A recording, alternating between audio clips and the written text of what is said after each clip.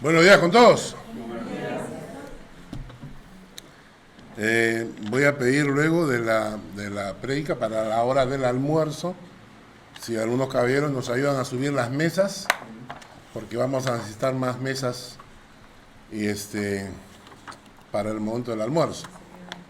El día de hoy tenemos algo especial, diferente, que hemos preparado con mi esposa ayer, ¿no? Espero que les guste porque nos ha costado un montón de trabajo picar todo eso, pero yo les invito a abrir la Biblia. Quien no tiene Biblia, tenemos unas Biblias acá, un poquito gordas, pero de repente les puede servir. A ver si pueden repartir las Biblias para los que no tienen Biblias. Están en español, son un poquito gordas, pero si alguno las pueden usar ahora, y si quieren llevársela, pueden llevársela, porque es un regalo de la iglesia para los que quieren tener una Biblia en español. ¿Alguien más necesita? ¿Quién necesita Biblia? Levante la mano. ¿Todos tienen? Muy bien. Y los que conocen, ayuden a los que no conocen para localizar los textos. Si nos vamos, y el primer texto del día de hoy está en el libro de los Hechos de los Apóstoles, capítulo 17. Hechos de los Apóstoles, capítulo 17. Y les voy a contar una historia.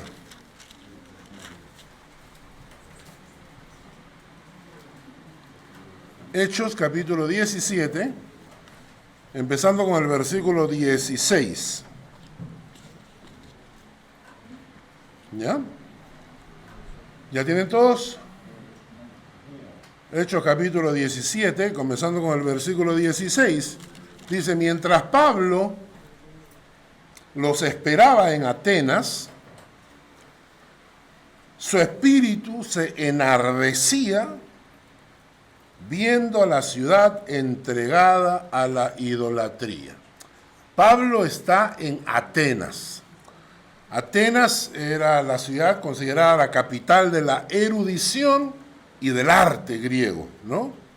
Es una ciudad antigua que a través de los siglos fue reconquistada por diferentes imperios, y terminó, la última, ¿no?, es que terminó siendo capital de la actual Grecia. O sea, en este momento Atenas es la capital de Grecia. En la época de Pablo, la ciudad de Atenas era una ciudad totalmente entregada a la idolatría.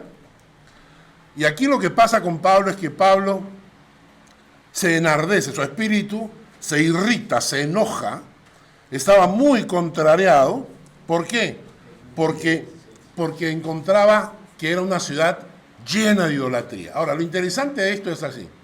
Atenas era una ciudad súper filosófica, o era muy filosófica, es decir, los mejores filósofos son de Grecia, ¿no es cierto? Y algunos de ustedes han escuchado a estos conocidos y reconocidos filósofos griegos, ¿no? Sócrates, Platón, Aristóteles, etcétera, ¿no? Entonces, Atenas era la ciudad de la filosofía religiosa, ¿ya?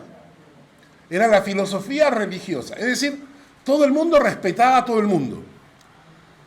Todo el mundo tenía una religión o no, tenía una creencia, una filosofía, y era el lugar donde todo el mundo se reunía y te presentaba, ¿no? Yo creo en tales dioses, y la gente discutía, ¿y cómo son tus dioses? Etcétera, etcétera. Entonces, llegó un momento en que en la ciudad decían: tú tienes tus dioses, y yo tengo los míos, ¿ya? ¿Qué tal si hacemos un altar para cada uno de los dioses? Y entonces todo el mundo construía un altar para sus dioses. Era una ciudad repleta de altares de diferentes dioses, ¿no? La historia continúa en el versículo 17, que dice, primero dense cuenta que Pablo estaba súper irritado. O sea, es que no estaba contento. No es que Pablo decía, como nos enseñan acá, hay que respetar, ¿me entiendes? No, Pablo estaba enardecido. La palabra que aparece acá dice enardecido. La palabra es irritado, enojado al ver toda esta idolatría. Versículo 17. Así que discutía en la sinagoga con los judíos, con los piadosos, en la plaza, con los que concurrían. Versículo 18.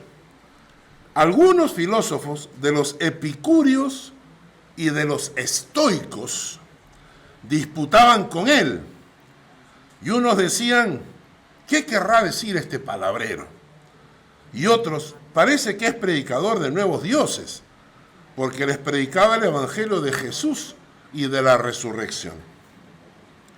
Y tomándole, le trajeron al Areópago, diciendo, ¿podremos saber qué es esta nueva enseñanza de que hablas? Pues traes a nuestros oídos cosas extrañas. Queremos pues saber qué quieres decir con esto. ¿Quiénes eran los epicúreos? A ver, para que ustedes vayan conociendo un poquito la historia. Los epicúreos eran unos filósofos que decían que el final de todo era el placer. Es decir, para ellos, para los epicúreos, la vida era lo más importante, era disfrutar, tener placer en la vida. El objetivo era tener placer, ¿no? ¿Ah? Claro, ¿no? O sea, la idea es que tú ahora tienes que vivir la vida y lograr el mayor placer posible. La única razón, ¿no? Su teoría era que el objetivo de la vida humana era tener placer, evitar todo dolor y miedo.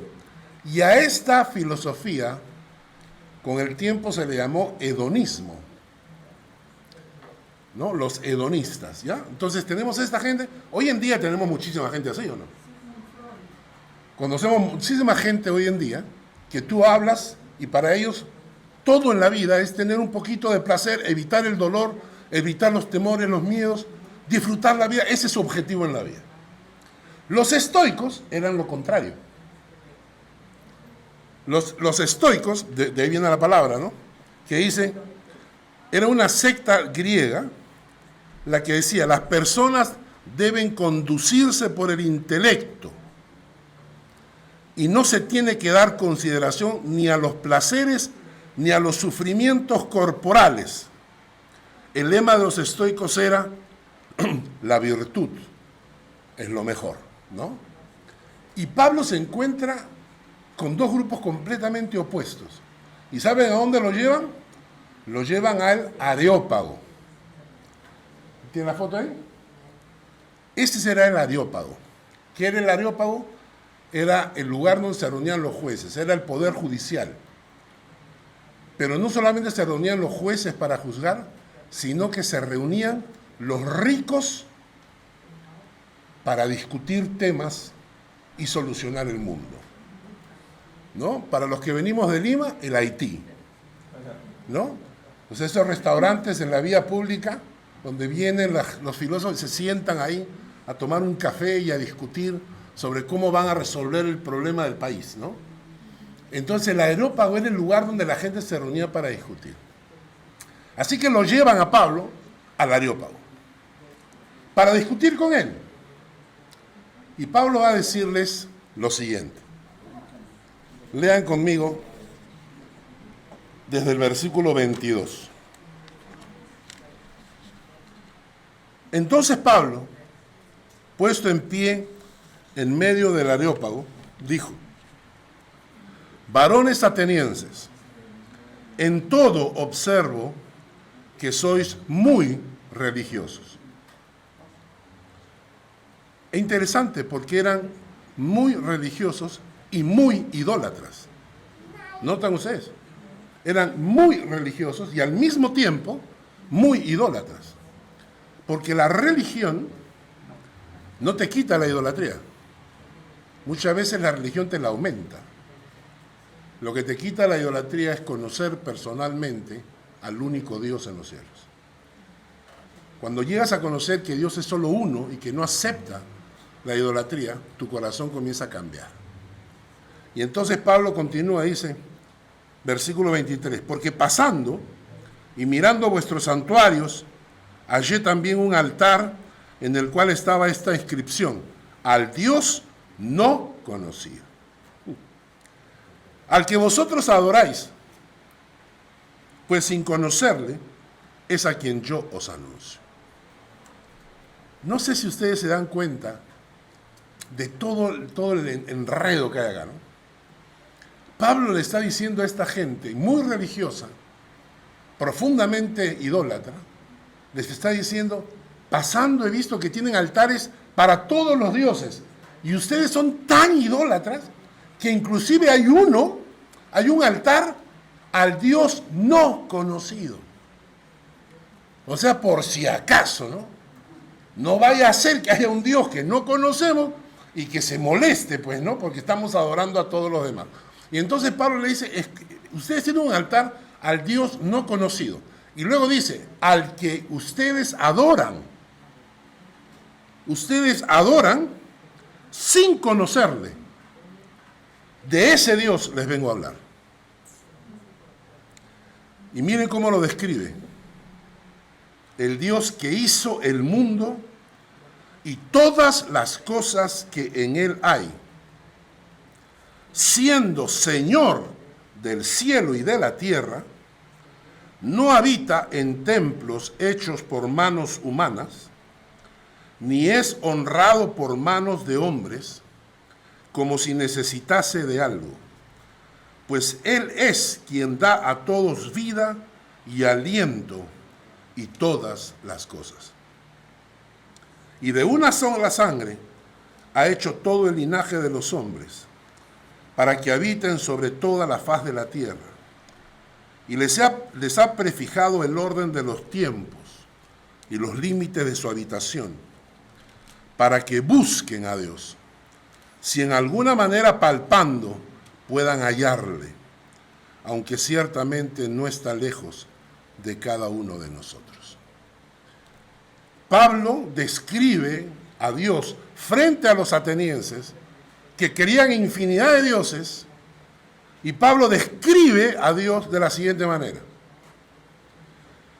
el Dios que hizo el mundo y todas las cosas que en él hay. 1. 2. Siendo Señor del cielo y de la tierra. 3. No habita en templos hechos por manos humanas. 4. No es honrado por manos de hombres. Se refiere a las imágenes que se hacían con las manos. O sea, los artesanos hacían los dioses con las manos. Y entonces dice, no es honrado con cosas hechas a mano. 5. Él es quien da a todos vida y aliento y todas las cosas. 6. De una sola sangre ha hecho todo el linaje de los hombres para que habiten sobre toda la faz de la tierra. De una sola sangre salieron colombianos, argentinos, peruanos, españoles, ucranianos, ¿qué me falta? Panameños, ¿no? ¿Hay alguien más? Suizos, italianos, rumanos, ¿ah? De una sola sangre. Por eso es que nuestras sangres son todas rojas, ¿no es cierto? Por afuera podemos ser distintos, pero cuando te cortes la muñeca, te vas a dar cuenta que tu sangre es tan roja como la mía, ¿no? Entonces, interesante que de una sola sangre sacó Dios todos los habitantes de la tierra. Y escuchen bien, y les ha prefijado el orden de los tiempos y los límites de su habitación. Quiere decir que Dios ya sabe, escucha bien esto, Dios ya sabe tu tiempo. Nosotros no lo sabemos. pero Dios sabe tu tiempo. Dios sabe cuándo es tu fecha de vencimiento. Dios sabe cuándo pasas aduana. Nosotros no sabemos, nosotros vivimos de espaldas a la muerte. Nosotros no queremos pensar en la muerte. Nosotros vivimos de espaldas a la muerte como si la muerte no existiera. Y vamos caminando de espaldas hacia la muerte, hasta que de repente nos encontramos frente a ella. Y cuando tú vas a viajar, cuando tú haces un viaje, ¿te preparas con anticipación o no? ¿Preparas tu maleta? ¿Preparas tus tickets? ¿Ah? ¿Preparas tu hospedaje? ¿El dinero para la comida? Todo. Para viajar lo hacemos, pero para pasar a la eternidad no lo hacemos. No nos preparamos para la eternidad. Nos llega la eternidad y uno no está preparado. Y ahí es cuando uno llora y pide perdón, ayúdame Señor, sálvame por favor. Cuando debimos habernos preparado con anticipación. Y lo interesante es que dice así, versículo 27, ¿por qué Pablo presenta a este Dios así? Para que busquen a Dios. Para que busques a Dios. Sin alguna manera, aunque sea palpando, como ciegos, puedas hallarle. Pero nunca te olvides que no está lejos de ti, está muy cerca. Y cuando una persona decide buscar al Señor, se da cuenta que el Señor estaba ahí, esperándolo. ¿Ok? Y entonces esto me hace pensar en la siguiente pregunta. El Dios no conocido. ¿Conoces tú al Dios de la Biblia? ¿Lo conoces? ¿Es para ti de repente un Dios policía que castiga? ¿O es un Dios inexistente? ¿O es un Dios que abandonó a su creación? ¿Conoces tú al Dios de la Biblia? Porque el Salmo 104 nos presenta a Dios. Y nos presenta varias facetas de Dios. ¿Ya? Así que el día de hoy vamos a estudiar una de ellas. O dos de ellas, ¿no? La próxima semana vamos a continuar. Y vamos a leer el Salmo 104. Salmo 104.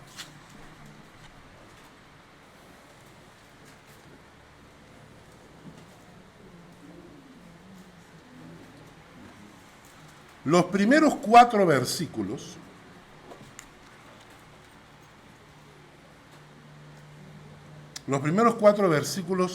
nos presentan la grandeza de Dios. Los primeros 4 versículos nos hablan de la grandeza de Dios. Dice, bendice alma mía a Jehová. Jehová Dios mío, mucho te has engrandecido. Te has vestido de gloria y de magnificencia, el que se cubre de luz como vestidura. Es interesante. Nosotros usamos pantalones, chaquetas, casacas, blusas, ¿no? Las damas utilizan una mascarilla, ¿no? Todos los días se pintan, se arreglan. ¿Cómo se viste Dios? Dios se viste de gloria, de magnificencia y de luz. Luego dice que extiende los cielos como una cortina. Luego dice que establece sus aposentos entre las aguas. En realidad es sobre las aguas, está hablando de las nubes.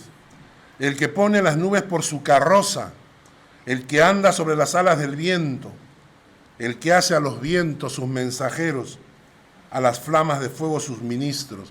Las flamas de fuego son los relámpagos. O sea, los primeros 4 versículos nos presentan un Dios impresionante, un Dios grandioso. Pensemos en cómo la gente trata a Dios hoy en día. Por un instante, piensa en cada vez que vemos en la televisión gente que sale insultando o burlándose del Dios de los cielos.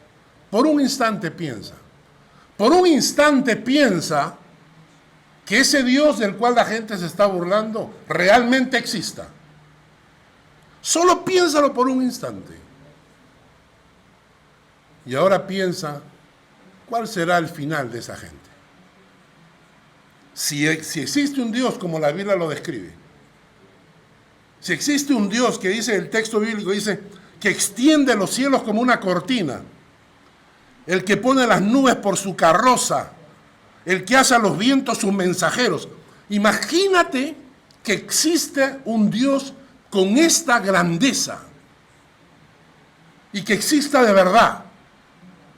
Solo piensa por un instante, ¿qué significa cuando la gente sale a burlarse de Dios, cuando la gente hablan de Dios como si fuera una basura, como si fuera nada, como si no existiera? Ojalá que por ellos Dios no exista, pero existe. Y Dios se manifestó y nos mandó a su Hijo. Y le dijo a su Hijo, tú vas a demostrarles al mundo que yo soy real. ¿Y cómo lo hizo? Jesús hizo cosas que nadie en la historia de la humanidad ha hecho. Tráeme a uno que tú conozcas, de cualquier religión, en la historia de la humanidad, uno solo, en toda la historia de la humanidad, que haya caminado sobre el agua. Jesús lo hizo. Tráeme uno en toda la historia de la humanidad que pueda detener una tormenta diciéndole nomás, cálmate, y que se detuvieran los vientos y las olas. Tráeme uno. Tráeme uno que mira a un ciego y diría, abre los ojos, le hace un barro, le pone sus ojos y el ciego ve. A un paralítico, levántate y camina. Tráeme uno. Y cuando le preguntaron a Jesús, él agarró y dijo, yo hago las obras de mi Padre que está en los cielos. Piensa por un instante que este Dios sobrenatural existe. La segunda cosa que nos presenta el Salmo 104 es una de las grandes verdades que tampoco hacemos caso y está en el versículo 5. Dice, Él fundó la tierra sobre sus cimientos, no será jamás removida. Él fundó la tierra sobre sus cimientos, no será jamás removida. Pablo lo dijo en estos términos: el Dios que hizo el mundo y todas las cosas que en él hay. Dios creador. Aquí quiero hablarles de un tema que a mí me apasiona. Los paradigmas. ¿Saben ustedes lo que es un paradigma? El paradigma es un concepto o una idea que no se cuestiona. No sabes por qué, pero no se cuestiona. Se los voy a ilustrar. Agarraron a 5 monos, los pusieron en una jaula con una escalera y arriba un manojo de plátanos. ¿Ya? En la parte de abajo había unos chorros de agua helada. Cuando uno de los monos subía, los chorros de agua le caían a los otros 4. No a él, sino a los otros 4. Entonces, ¿qué pasa? Cada vez que un mono quería subir, los chorros de agua helada bombardeaban a los otros 4 monos. ¿Qué pasó? Que poco a poco, cada vez que uno quería subir, ¿qué hacían los otros 4? Le pegaban, lo pateaban, no, impedían, porque sabían que si subía, ellos recibían el chorro de agua. Habían pasado 3 semanas cuando ninguno de los monos subía. Aprendieron la lección. Entonces sacaron a uno de estos monos, vamos a decirle monos viejos, y pusieron un mono nuevo, que nunca había visto lo del chorro de agua. Cuando el mono nuevo entró y vio los plátanos, dijo, esta es mía. Y el mono comienza a subir, y cuando empieza a subir, recibe una paliza tan fuerte de los otros 4, y el mono no sabía por qué le pegaban.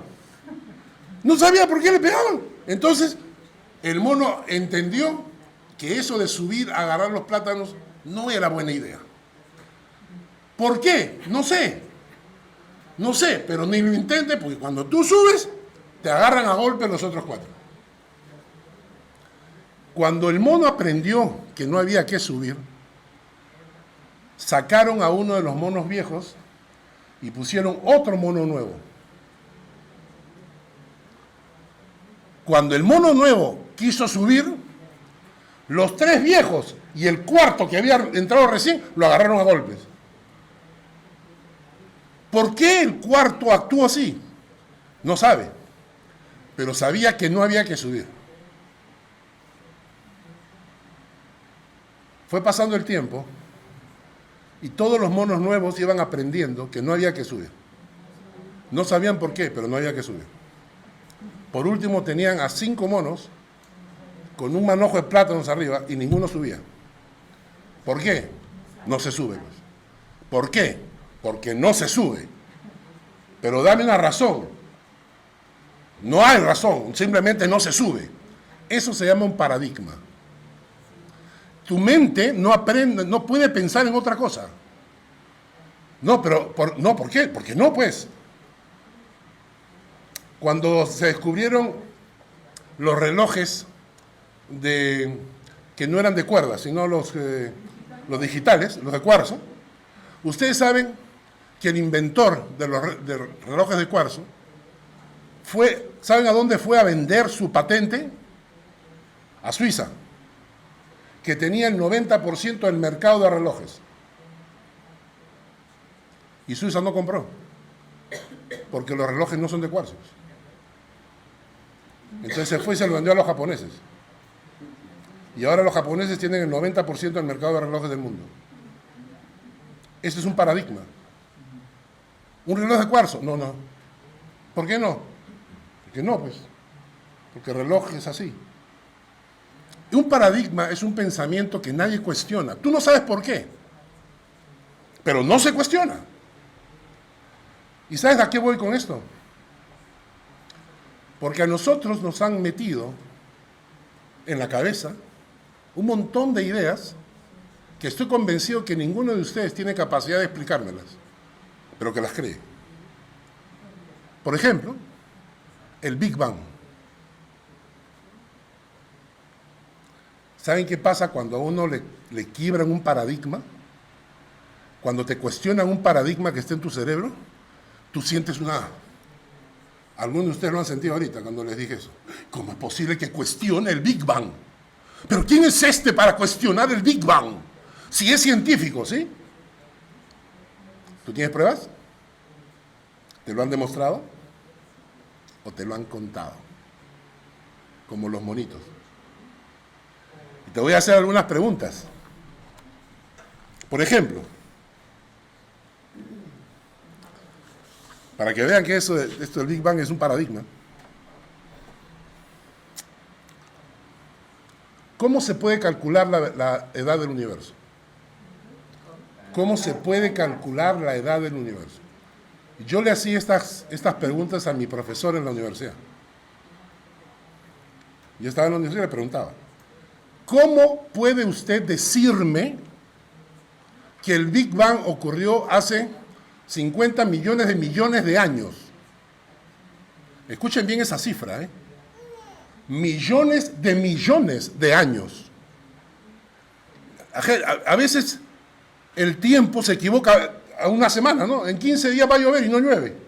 Pero ellos te aseguran lo que ocurrió hace 50 millones de años. Cuestiónatelo. Piénsalo. ¿Por qué no 50 millones de años? ¿Por qué no? Estoy rompiendo un paradigma ahorita. Porque eso no se cuestiona. A ti en la universidad te dijeron, así es. Y eso no se cuestiona. Y tú nunca te lo cuestionaste. ¿Qué había en ese momento del Big Bang? Un punto de energía concentrado que explotó y se produjo el universo. Wow. Un punto que explotó y se creó todo el universo, y la teoría dice que un microsegundo, ¿saben eso? Que en un microsegundo, ni siquiera un segundo, la milésima parte de un segundo, explotó y el universo estaba hecho. Esa es la teoría del Big Bang. Pregunto, ¿y qué había antes de la explosión? Pregunto, ¿de dónde salió ese punto de energía? Pregunto, ¿quién lo hizo explotar? Pregunto, ¿había algo que nosotros quizás no sabemos, que no nos han querido decir?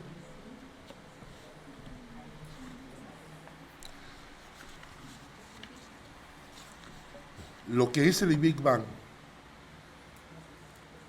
es una suposición científica imposible de demostrar,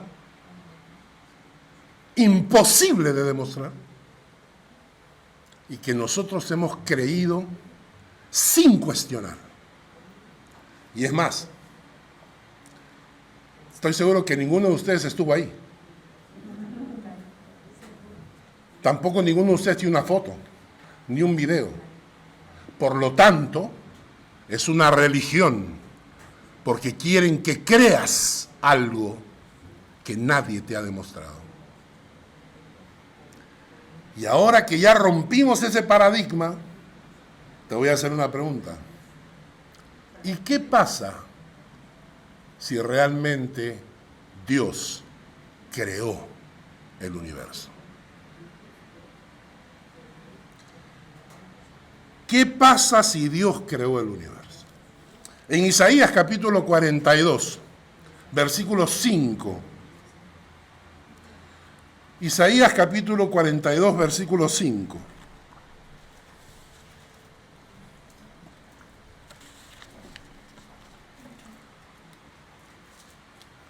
Isaías 42, 5. Dice, así dice Jehová Dios, creador de los cielos, y el que los despliega, y el que extiende la tierra y sus productos, el que da alimento al pueblo que mora sobre ella, y espíritu a los que por ella andan. Yo Jehová te he llamado en justicia, te sostendré por la mano, te guardaré, y te pondré por pacto al pueblo, por luz a las naciones. Así dice Jehová Dios, creador del cielo. ¿Saben ustedes que la Biblia nunca trata de demostrar que Dios es creador? Nunca pone argumentos. No, porque fíjate, mira, no. La Biblia te lo dice. Dios es el creador del universo. El mismo Isaías, un capítulo después, en el capítulo 43, capítulo 43, versículo 1. Ahora así dice Jehová, creador tuyo, oh Jacob, y formador tuyo, oh Israel, no temas, porque yo te redimí, te puse nombre, mío eres tú. Cuando pases por las aguas yo estaré contigo, y si por los ríos no te anegarán, cuando pases por el fuego no te quemarás, ni la llama arderá en ti, porque yo Jehová Dios tuyo, el Santo de Israel, soy tu Salvador. Así dice Jehová, creador tuyo. Ahora, ¿qué implica en mi vida el saber que hay un creador? Y ese es el punto.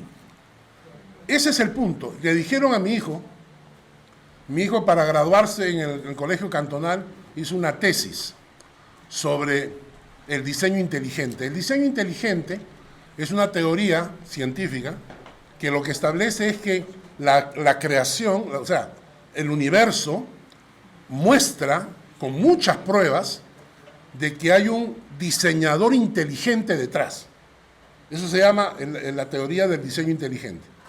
O sea, lo que demuestra la teoría científica del diseño inteligente es que la creación demuestra que no fue producto de una explosión, sino que hubo una inteligencia detrás diseñando el universo, ¿ya? Y cuando mi hijo fue a hablar con unos médicos en Austria para su tesis, él le dijo, ustedes pueden, o sea, unos creen que venimos del mono, otros del gusano, otros del cerdo, y entonces ¿cómo no se ponen de acuerdo? Y el doctor en jefe del Hospital San Gabriel en Viena le dijo a mi hijo, lo importante es que no esté Dios en la fórmula. Literalmente, eso lo dijo. Lo importante es que no haya Dios en la fórmula. Tú puedes creer lo que quieras, podemos venir de la lagartija, del pescado, de lo que tú quieras. Lo importante es que no haya Dios en la fórmula. ¿Por qué? Porque cuando tenemos un creador, nuestra actitud cambia. Y te voy a dar 6 razones. En primer lugar, si tú tienes y entiendes que somos creación de Dios,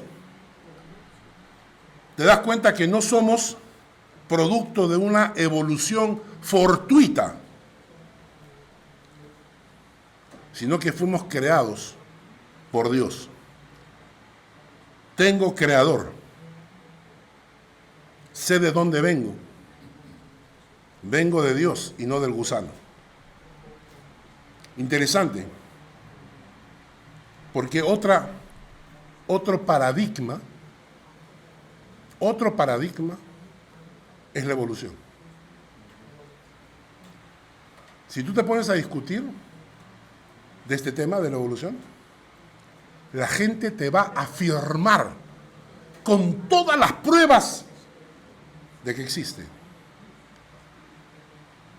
Tienen tantas pruebas que tiene que llamarse teoría, porque si no sería ley. Tienen tantas pruebas para demostrarla que sigue llamándose teoría, suposición, probablemente, porque no tienen la prueba de que realmente funcionó. Pero en fin, no voy a entrar en ese tema ahora. Pero si tengo creador, yo no soy producto de una evolución fortuita, ¿no? Donde las plantas y los animales no sabían qué, pero ¿y qué tal si le cambiamos? Y entonces, porque la evolución tiene que tener 2 errores. Una secuencia de 2 errores. Nosotros tenemos que haber evolucionado por un error de la naturaleza que permutó algo de mis genes. Pero el mismo error tuvo que producirse en una hembra. El mismo error tuvo que producirse en una hembra. Que evolucionara exactamente igual como el hombre. Y esa secuencia de errores tiene que haber sido exactamente iguales para que en este momento estemos hombre y mujer sentados uno al otro. Segundo, al tener creador, ¿a quién le debo mi vida?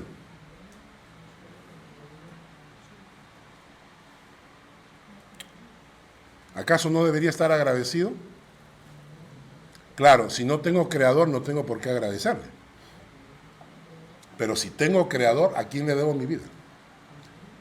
Por eso es que hay gente que no quiere creador, porque no quiere agradecer por su vida. Tercero, si alguien crea un cuadro de arte, ¿quién es el dueño? ¿El cuadro o el pintor?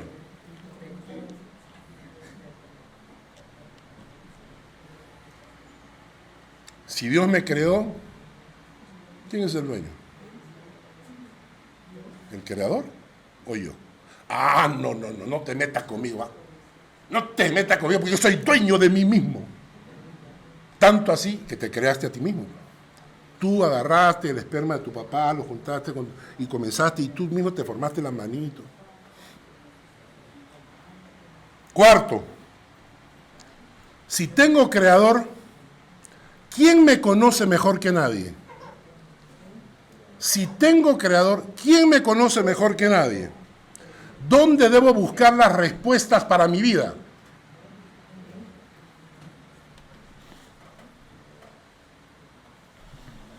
La palabra de Dios. Quinto, si existe un creador,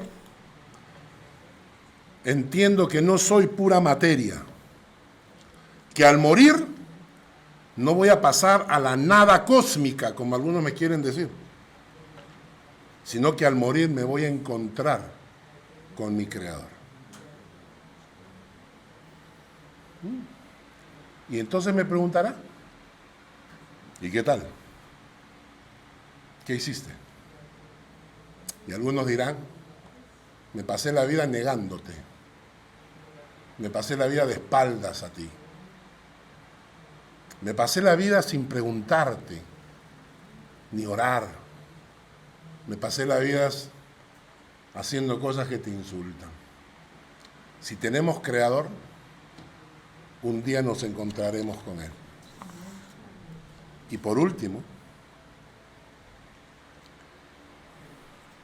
hoy que está tan de moda, porque es una moda, tener clase, llamarse ateo. ¿Tú quieres ateo? ¿Por qué eres ateo?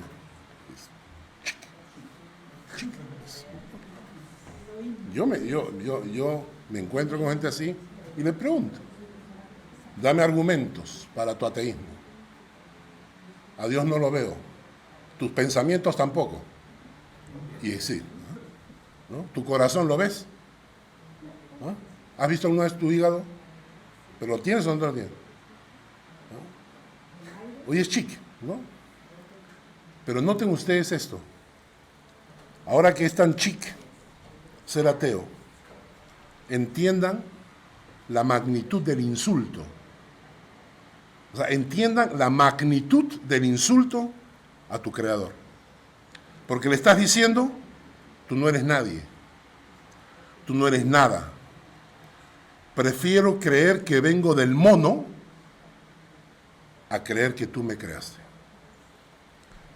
Por eso la Biblia al ateo no le dice sabio, le dice necio. 6 argumentos por los cuales tu vida cambia cuando entiendes que Dios es creador. Pero el más importante es que no somos eternos en esta tierra, pero somos eternos en la otra. Y que un día nos vamos a encontrar allá. ¿Y sabes qué dice la Biblia? En Eclesiastés, capítulo 12, versículo 1. Y este versículo dice Eclesiastés 12:1. Eclesiastés 12:1.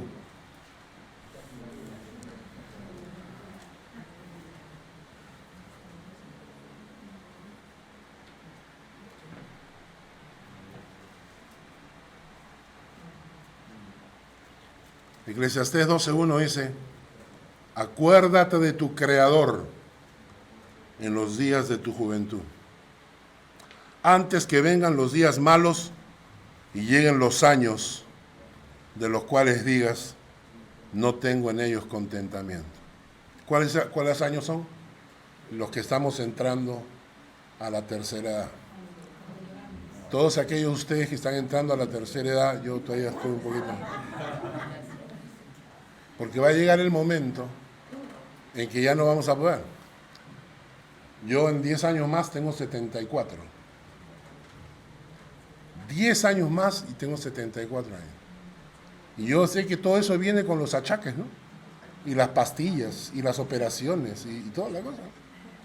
Y entonces la Biblia te dice, escucha, reflexiona, piensa. Acuérdate de tu Creador en los días de tu juventud. ¿Y sabes por qué quiere que te acuerdes en los días de tu juventud? Porque vas a tener la oportunidad de servirle antes de morir. Y la Biblia dice que cuando tú sirves al Señor, te va a ir bien. Y otro texto más, y con ese texto termino, Deuteronomio 32,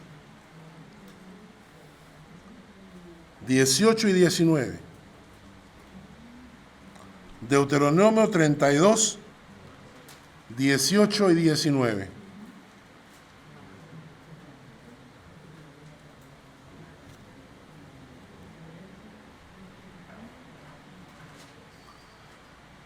De la roca que te creó, te olvidaste. Te has olvidado de Dios, tu creador.